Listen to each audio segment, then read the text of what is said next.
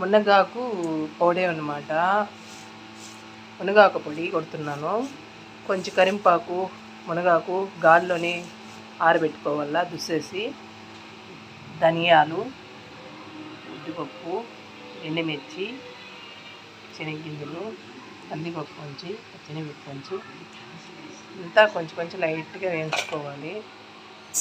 సపరేట్గా వేయించుకునేసి పొడి కొట్టుకుంటే అన్నం లేకి ఇడ్లీ లేకు ఊరికే లైట్గా మునగాకు కూడా వేయించుకుంటే రుచి బాగుంటుంది.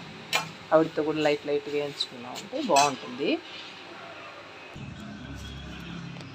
మీకు చెప్పాను కదా, అదే మునగా పౌడర్ని బాగా అన్నీ వేయించుకోవాలా, చూపించాను కదా. అంతా ఇంతే. పొడి కూడా అంతా మిక్స్ చేసుకునేసి లాస్ట్లో అన్నీ కొట్టుకునేస్తే మిక్సీలో